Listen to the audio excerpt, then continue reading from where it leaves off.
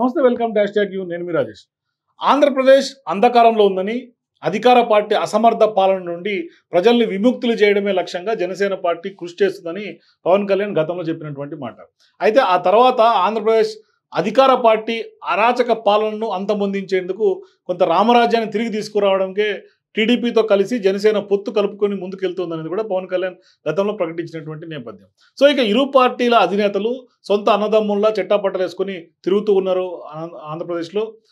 మన సంక్రాంతి పండుగైనా లేదంటే వరుస భేటీలు చూసుకున్న అనేక సందర్భాల్లో కలుస్తూ ఉన్నారు. అయితే రానున్నటువంటి ఎన్నికల్లో విజయ బేరిని మోగించి టీడీపీ జనసేన జెండాలను రెపరెపలాడించాలని తెలుగుదేశం అధినేత నారా చంద్రబాబు నాయుడుతో కలిసి జనసేన అధినేత పవన్ కళ్యాణ్ కూడా వ్యూహాత్మకంగా వ్యూహాలు రచిస్తూ ముందుకెళ్తున్నారు. ఎక్కడికి వెళ్ళినా రామలక్ష్మణుల్లా జంటగా వెళ్ళే వాళ్ళు. అయితే ఈ పొత్తుల మధ్య కొంత పోరు మొదలైందని ఖచ్చితంగా చెప్పుకోవాలి. ఎందుకంటే ఆస్తి పంపకాల్లో అన్నదమ్ముల మధ్య అరమరికలు వచ్చినట్లుగా సీట్ల పంపకాల్లో కూడా జనసేన టీడీపీ మధ్య అగ్గి రాజేసుకుందని కూడా ఖచ్చితంగా చెప్పుకోవాలి. ఎందుకంటే నిన్న తాజాగా చంద్రబాబు నాయుడు అరకు మండపేట నియోజకవర్గాల అభ్యర్థులను ప్రకటించారు. అయితే ఆ నియోజకవర్గాలకు అభ్యర్థులను కొంత ప్రకటిస్తున్నట్లు జనసేన అధినేత కానీ లేకుంటే ఆ పార్టీ ఇతర నేతలకు కానీ ఎక్కడ కూడా సమాచారం ఇవ్వనటువంటి నేపథ్యం. దీంతో జనసేన అధినేత పవన్ కళ్యాణ్ టీడీపీ పైన కొంత ఫైర్ అయినటువంటి నేపథ్యం. మరోవైపు తెలుగుదేశం పార్టీ అధినేత పైన కూడా కొంత సంచలన వ్యాఖ్యలు కూడా పవన్ కళ్యాణ్ చేశారని చెప్పుకోవాలి. ఎందుకంటే పొత్తు ధర్మం ప్రకారం టీడీపీ వాళ్ళు ఏకపక్షంగా అభ్యర్థులను ప్రకటించకూడదని, కానీ టీడీపీ అధిష్టానం ధర్మం తప్పి అరకు మండపేట 2 సీట్లను కూడా ప్రకటించిందని కూడా ఆగ్రహం వ్యక్తం చేశారు పవన్ కళ్యాణ్.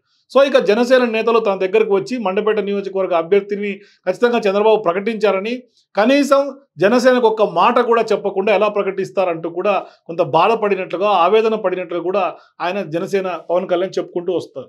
సో ఇక గత ఎన్నికల్లో కూడా మండపేటలో జనసేనకు 18% ఓట్లు ఉందని, మరోవైపు ప్రస్తుతం 10% ఓటింగ్ ఆ నియోజకవర్గాల్లో పెరిగిందని, అలాంటి సందర్భాల్లో ఆయా నియోజకవర్గాల్లో చంద్రబాబు జనసేనకు చెప్పకుండా సీట్లు కేటాయించడం సరైన పద్ధతి కాదని ఆవేదన పవన్ కళ్యాణ్ వ్యక్తం చేస్తున్నారు. అయితే పొత్తు ఎమ్మెల్యే సీట్ల దగ్గరే ముగిసిపోయిందని స్పష్టం చేశారు. కానీ అలానే టీడీపీ 2 సీట్లను ప్రకటించింది కనుక తాము 2 సీట్లను ప్రకటిస్తున్నామంటూ కూడా తెలిపినటువంటి ఆయన రాజోలు, రాజానగరం సీట్లను కూడా ప్రకటించారు.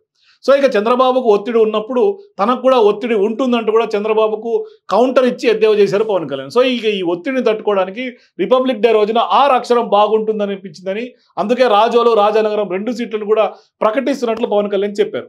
సో ఈ ఘటన ఖచ్చితంగా టీడీపీ జనసేన పొత్తుల రాజకీయం 3 నాళ్ల ముచ్చటగా ముగిసిపోనుందా అనే సందేహాన్ని కూడా ఇటు రాజకీయ వర్గాల్లో కూడా, మరోవైపు అటు ప్రజల్లో కూడా వినిపిస్తున్నటువంటి మాట. మొత్తం మీద దీనికి ఈ పొత్తుకి ఏదైతే చిచ్చు రగిలిందో అది ఇక్కడితో పులి స్టాప్ పెట్టకపోతే ఖచ్చితంగా వైసీపీ ప్రయత్నం చేస్తున్నటువంటి పొత్తు విచ్ఛిన్నమైపోవాలనే ఒక ప్రయత్నాలు, మరోవైపు ఫేక్గా లిస్టులు క్రియేట్ చేసి పెద్ద ఎత్తున సోషల్ మీడియాలో వైరల్ చేయటాలు, ఇవన్నీ కూడా ఖచ్చితంగా పొత్తు వీకెన్ అయితే అది ఖచ్చితంగా వైసీపీ బెనిఫిట్ పొందుతుంది. సో ఖచ్చితంగా వైసీపీని గెలుపొందించకూడదు అనే లక్ష్యం జనసేన పవన్ కళ్యాణ్ అంటే చంద్రబాబు నాయుడు ఉన్నప్పుడు కలిసి కొంత ఇట్లాంటి అరమరికలు లేకుండా కొంత ముందుకు వెళ్లాల్సినటువంటి అవసరం ఉంది. ఆ దిశగానే ఇవాళ ప్రజలందరూ కూడా కోరుకుంటున్నటువంటి నేపథ్యంలో ఈ పొత్తు కొంత కలిసి ముందుకు వెళ్లాల్సినటువంటి అవసరం ఉందనే విషయాన్ని మరొకసారి ఖచ్చితంగా ప్రజలందరూ గుర్తు చేస్తున్నారు. For more videos please watch #.